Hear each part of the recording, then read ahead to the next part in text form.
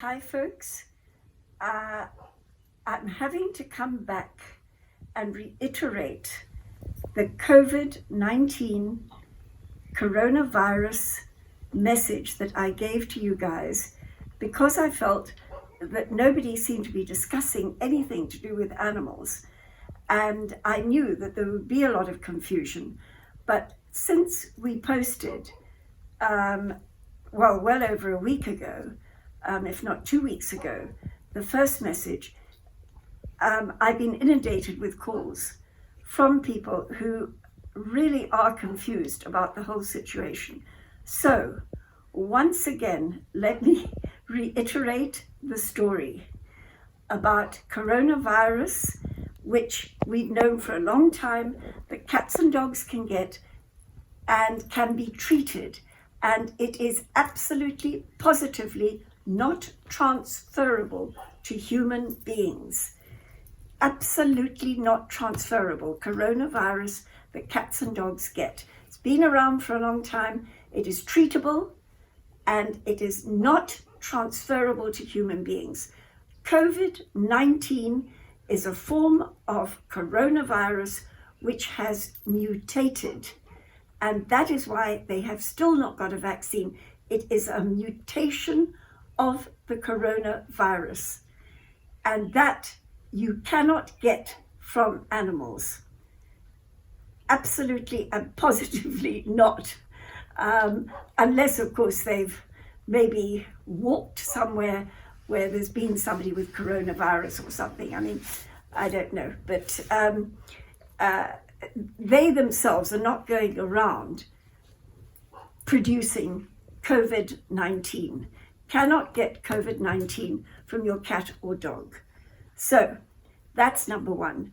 Number two is the fact that the COVID-19, it's widely accepted that it came from China, from Wuhan, from a wet market.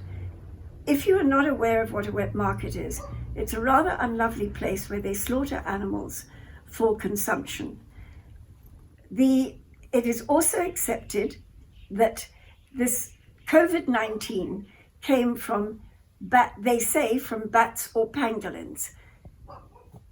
This is not through touching bats and pangolins. It is through actually eating them, consuming them. So, why would you be doing such a thing? But hopefully it's not going to happen again. That at least will give pangolins at least, and hopefully bats, a reprieve from being consumed, which people shouldn't have been doing in the first place, in my opinion. However, I want to make a point here that I think governments and the World Health Organization should just have a little look. Why are we pussyfooting around with the fact that these animals were consumed? You're not going to get it through touching a pangolin, COVID-19, or touching a bat. No, eating it.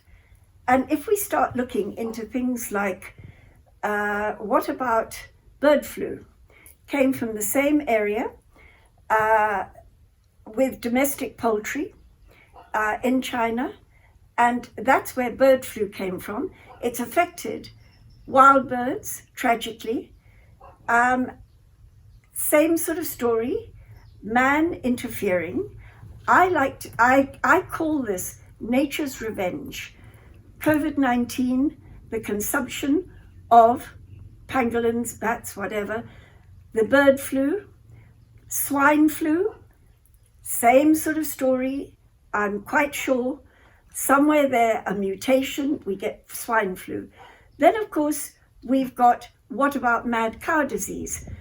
That was through basically feeding cattle to cattle.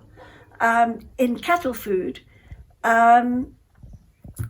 they had cattle products in cattle food. I mean, how revolting is that? And they get mad cow disease. That's another man-made thing. Nature's revenge again. You've got Ebola and Congo fever, I'm quite sure if you look into it, that it's probably chimpanzees, gorillas, somewhere there, somebody eating them, and a similar thing coming up. Every time that man meddles with nature, one is getting something like this. And are we going to wait for the next COVID-20 over somebody eating snakes or scorpions or rats or something before the World Health governments look into this and somehow make what is acceptable to be doing to animals and to nature? And I mean, South Africa itself, we don't come out of this unscathed. I was reading in a hunting magazine that they have been producing animals, antelopes for hunting. The demand is to produce bigger, thicker horns and things. And you'll see these grotesque, bizarre looking sables and things with these massive horns, because the hunters want that.